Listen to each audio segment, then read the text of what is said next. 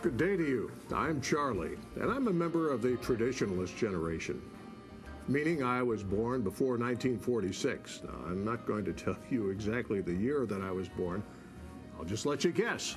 Although I'm still going strong, many of my fellow Traditionalists have already retired and are off enjoying golf or spending time with the grandkids. This is why my group represents just 7% of the current workforce. But don't count us out just yet. We may not be strong in number, but we hold many of the top positions in organizations across North America. And many of those organizations are doing their best to hold on to us for our experience and dedication. They need us to mentor younger workers, passing on our knowledge to the next generation. Today, the Traditionalists are estimated to have a net worth of $9 to $10 trillion and to have a personal income of $800 billion. So, since we may well be your CEO, manager, or fellow employee, what do you need to know about us? Well, it all started out when we had to walk barefoot to school, uphill both ways in the snow. Okay, not really that, but our lifestyles have changed dramatically over the years. One thing about Traditionalists is that we're extremely hardworking, whether working on a farm in a small town or getting up to go to the factory in a big city.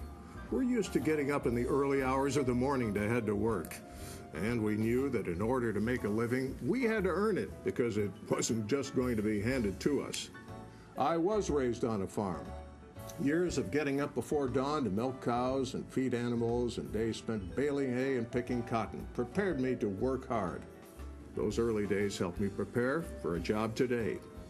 Spending 60 hours a week at the office, it's a piece of cake.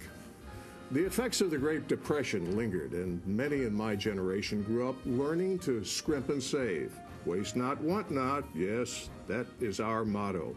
Lifestyles were much simpler back then. By today's standards, most of us would have been considered poor, but we didn't think like that. If we had food on the table, clothes on our back, and a roof over our head, we were doing well. Our conservative nature doesn't understand how the average person has $9,000 in credit card debt, not to mention house payments, car loans, student loans, and more. We're still firm believers in purchasing only what you can afford without creating a mountain of debt.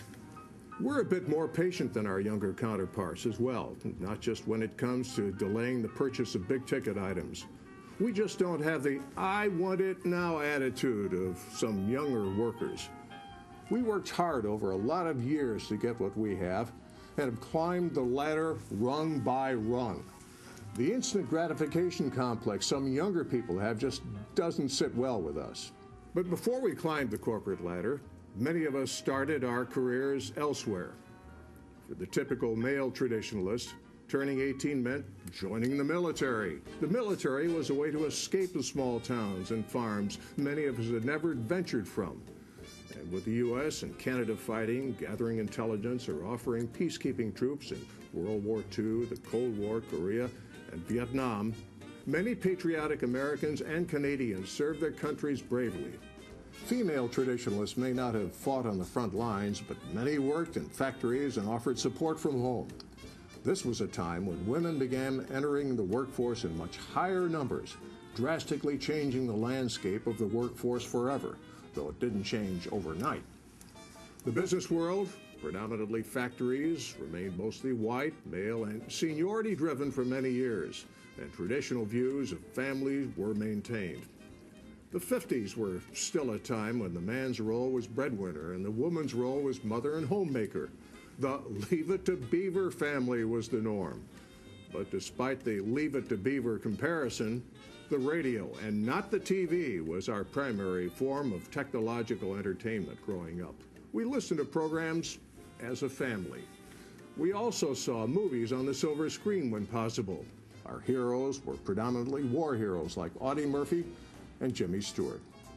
Dances were also a popular form of entertainment and were a way for the community to come together and forget about the Depression or the war for a while. Big bands, swing, jazz, and waltz were popular styles, and music by artists like George Gershwin, Duke Ellington, Frank Sinatra, Bing Crosby, Benny Goodman, Glenn Miller, and the Andrews Sisters reigned supreme. Lyrics such as Accentuate the positive. Pack up your old troubles in an old kit bag and smile, smile, smile. Well, anyway, and hope is just around the corner, lifted our spirits. Why am I telling you all of this? Well, it helps shape us into what we are. Let's talk a bit about what the traditionalists are like today. As a whole, we're a very loyal group of people. In the working world, if we take a job, you can expect us to give our 100% effort.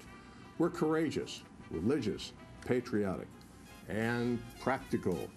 We're respectful of authority and demand the same from others.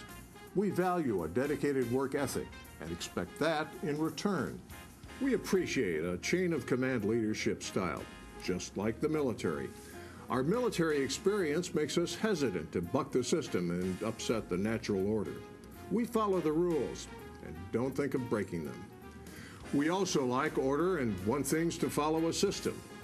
You might call us old-fashioned, but we are just a conservative bunch. Also, if you need something done, you can count on us to follow through. When it comes to making decisions, however, be patient with us and explain how the change will benefit everyone and help us be more efficient. We just want to make sure we do the job right.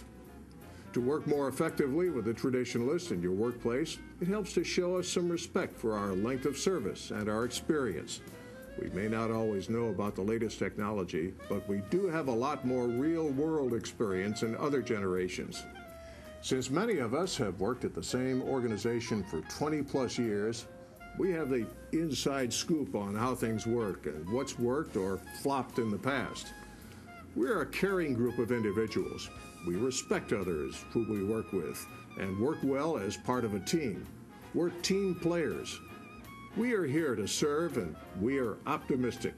We are also very family-oriented. Sir, the boardroom is ready. It's time for your meeting. Thanks, Margie. Well, I think that's about all I have to tell you about my generation. This should give you a good insight into the traditionalist generation. It's been a pleasure, and now, well, I've got to get back to work.